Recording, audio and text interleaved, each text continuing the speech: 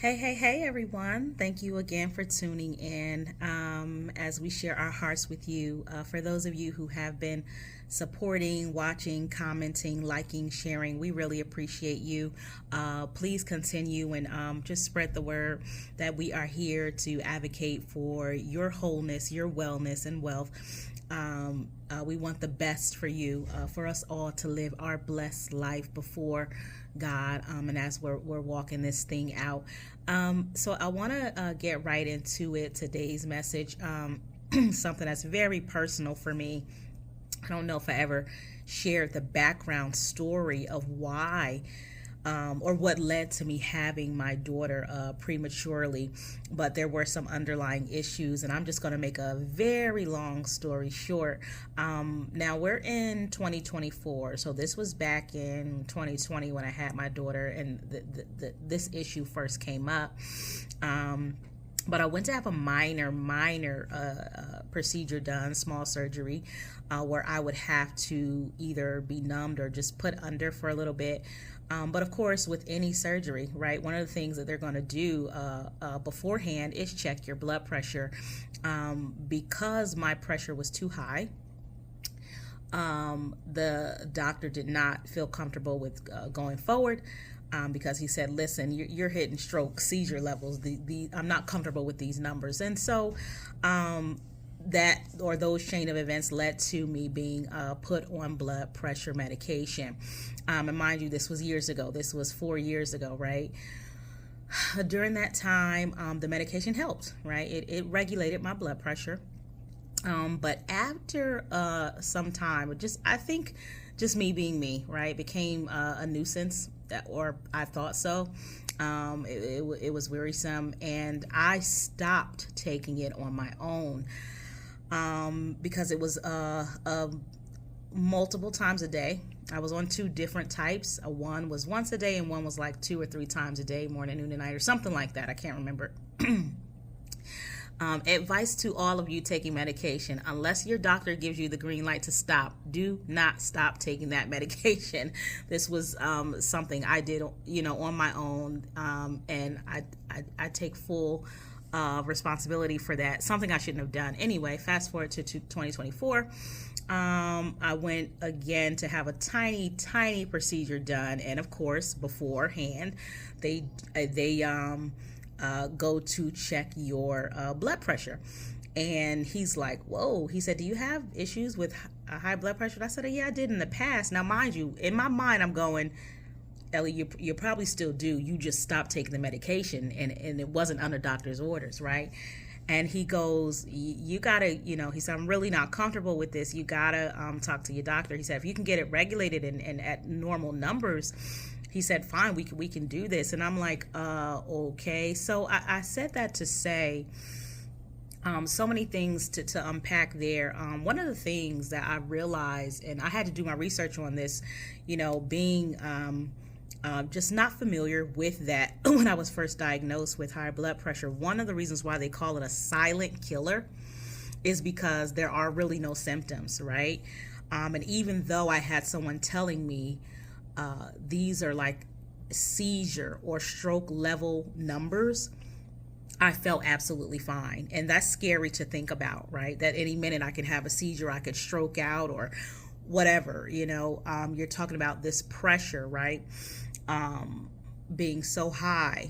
And I thought about that. And when this happened, the first time I was diagnosed back in 2020, I was asked a series of questions. Hey, does your head hurt? This and that. And I'm like, yeah, there were random things going on, but I just, related it to the pregnancy because I was pregnant at the time. But I said this to say, it's so magnified to me why they call it a silent killer, because when I say I felt, even this next time around, fast forward 4 years later, going to have that minor procedure done, not knowing I'm walking around with blood pressure that high, and for a doctor to come back and tell me and say, we see this if someone's gonna have a seizure or close to it, or could, be borderline, to have a seizure. And I'm like, I'm sitting down, just feeling absolutely fine. And it's alarming. It's scary. I immediately left there, called my doctor, went to an urgent care, and got put on. And they were like, they saw my chart. Of course, they saw my information because I was on it in the past. They didn't have a problem with updating my prescription that time, and I'm thankful for that. But it alerted me to say, and a lot of things I've done on my own in the meantime, right? Just things I know to do on my own. I don't buy salt. We just don't, that's not a seasoning I keep in my house, right? And I started that back when I first got the first diagnosis in 2020. We don't eat out often. We might eat out twice. I don't even want to say twice a week, twice a month, maybe 3 if we're treating ourselves or going out with the kids, because I cook. I do believe there's a lot of salt in takeout or carry out food, but I don't mind cooking, right? But those 2 or 3 times, if you think about it, for a family of 4, that's okay. I don't mind eating out 2 or 3 times a month, and even then I have to watch it. But even with those changes, blood pressure, high blood pressure is hypertension is a little tricky. Making those changes did not really help dramatically to lower my blood pressure. There are other things I have to take into consideration that I don't like to do, and that may be alongside of dieting, right, and cutting out salt. I may have to now incorporate exercising. Why am I saying all this? I had to get to a place, and I'm speaking that the natural and the spiritual, and I want you to just be attentive, allow God to open up your heart, your mind, your ears to hear what he is saying. There are a lot of silent killers that we don't deal with, right? We don't acknowledge those things, and mind you, in each instance, this high blood pressure that I was not dealing with, that I just did not know that I was still dealing with, was preventing progress of another procedure that I needed done, right? So I'm asking you to let's go before God together to say, Lord, give us the wisdom, give us the courage to acknowledge those silent things in our lives that may be slowly killing us, attacking us, threatening us in some way, form, or fashion, that's preventing progress in our lives on another side.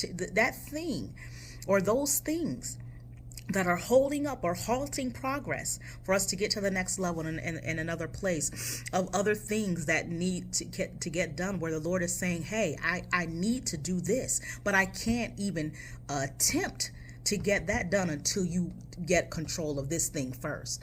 What are those things that are not under control, that we are not acknowledging, that we and these are my words. I can cut out salt, but I don't want to go walk 20 minutes every day. I don't want to get on a treadmill. I don't want to go run.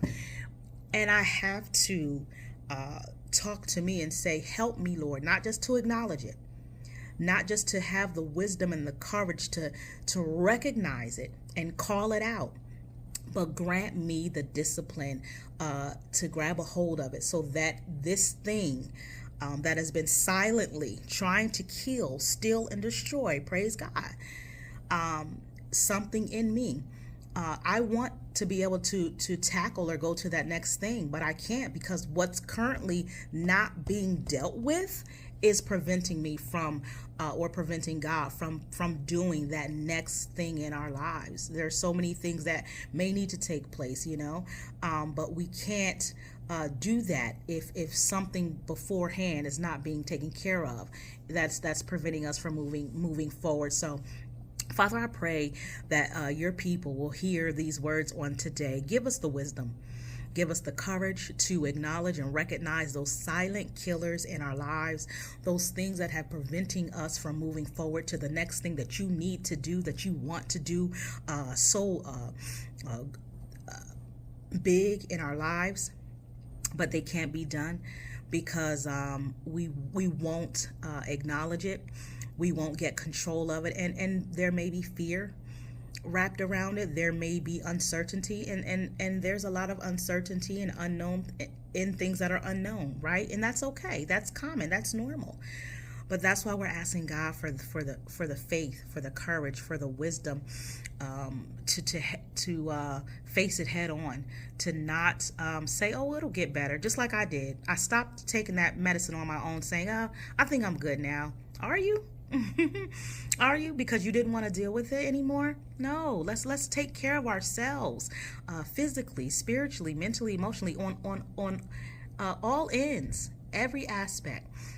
Let's get our lives under control so that we can live out our best lives, that we can be blessed, that we can show others that that we are not just doing this just to do it, but we're walking this thing out, living it out loud, and we want to be living, walking, extraordinary, supernatural examples for those who need God and want God as well, right? How are we going to do that if we're not taking care of ourselves? And this is something I say in every time we meet, right? That we're advocating for your wellness, your wholeness, and your wealth. But that last part does not matter if we're not taking care of the first two. And I have to be the first one, right? To say, hey, I have to take care of those first two. I have 2 children. I have a life ahead of me. God tarries. I want to be there for them, and I have to get that under control. So I had to acknowledge it.